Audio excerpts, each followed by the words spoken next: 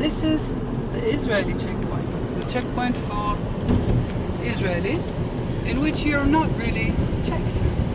Most of the settlements are west of us, but also west of us there are 5 Palestinian villages, and you can see some of the houses already over there of one of the villages, Ofran.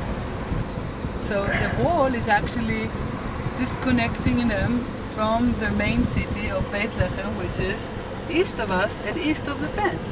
And it's actually making them to be on the Israeli side of the fence. So what do? We make them a tunnel so that they can cross underneath this fence and go freely to Beit Lechem. And why I'm saying freely with inverted commas? Yes, because there is going to be a checkpoint in this tunnel, and every person, mainly when they want to go back home, will be checked. In London, Hagit Ofran presents the benefit of Settlement Watch's work. She was a guest of Peace Now UK. Even members of London's Jewish community are ignorant of the true conditions in the West Bank. Yeah, I know that. And I believe that pressure on Israel to make peace is not a bad thing. It's a very good thing for Israel. But they don't have jurisdiction over the West Bank because it's outside Israel. It's not accurate. The thing is that when it came to a petition against all the settlements, there was this petition, I think, in the early 80s or something, or maybe a little later, saying everything is illegal. Please, Supreme Court, decide. And then the Supreme Court said, I'm not going to answer this question. I'm not going to say if it's legal or not. We think it's a political question. They were afraid of taking such a political, according to the Israeli public, such a political step. But no, they do. You can see hundreds of petitions that are being dealt in the Supreme Court, including Peace Now's petitions. And so we're talking about a completely illegal occupation. Every single one of those settlements is illegal. According to the Israeli law, there are 105 settlements which are not legal. That means they have no planning. Sometimes they have of course, no permits to be built, and sometimes it is on private Palestinian land that has been just taken from those owners. So they call it Shchunat Haroel, like the neighborhood Haroel. Taking a right call, and a soldier in a caravan. Very nice. You see that soldiers live in here because they need to protect them. As long as they don't. The army is delivering something to the soldiers which live in the settlement, in the outpost. Should they do that? No, of course they shouldn't, because it's an illegal outpost. We're now on the way from Jerusalem to the Bethlehem checkpoint. We'll see how even Palestinian religious life is heavily controlled by the occupation.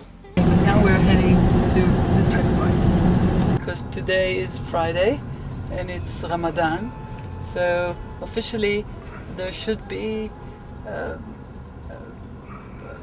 freedom of worship that will allow people in Jerusalem to pray, Muslims. They already passed through the checkpoint, and now they're going up the buses to take them to Al-Aqsa. The policeman here is blocking the way that are allowed in, and you should film them, not me. No, I'm just using you as an excuse. Right. Yeah, we can go and see what's going on.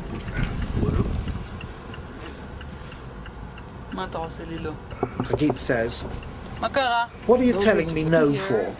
What's the matter?" Point in order to go to Al-Aqsa, in order to go to pray in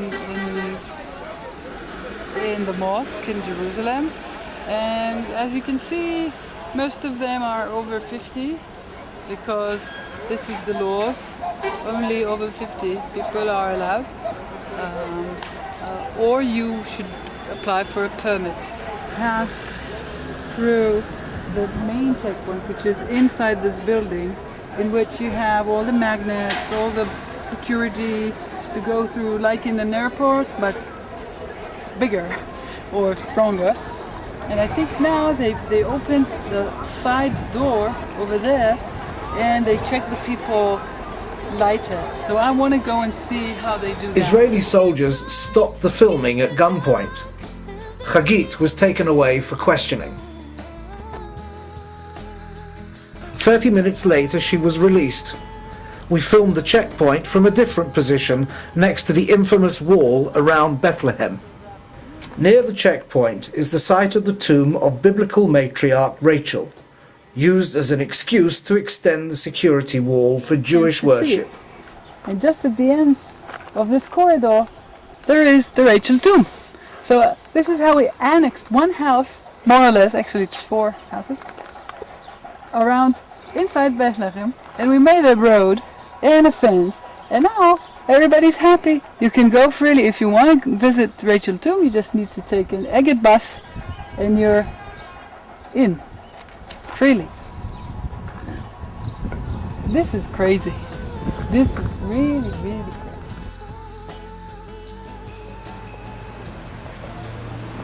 What can we do about these problems? Leading decision makers must be better informed. So Hagit addressed a cross-party group at the House of Commons.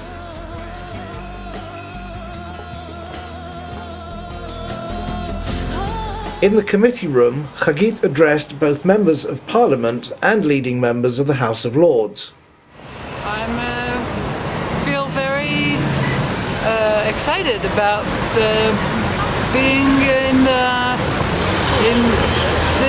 the Parliament, in the English Parliament, and to have had a chance to address those distinguished people. And I really hope that the fact that they hear us and they know about us will make some influence inside the UK and maybe also in Israel, inshallah. Inshallah.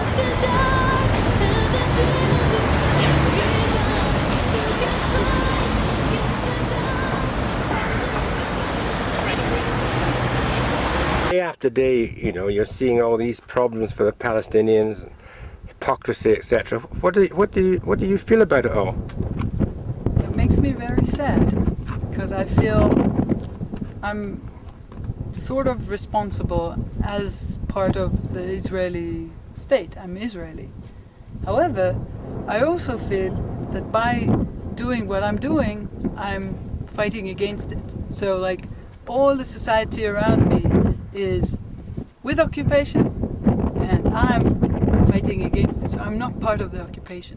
So it's very strongful feeling. Who are you fooling? You just went through this horrible checkpoint with horrible... I'm looking for the new road that is being paved and I want to see where they stand with it and what's the route of it, etc.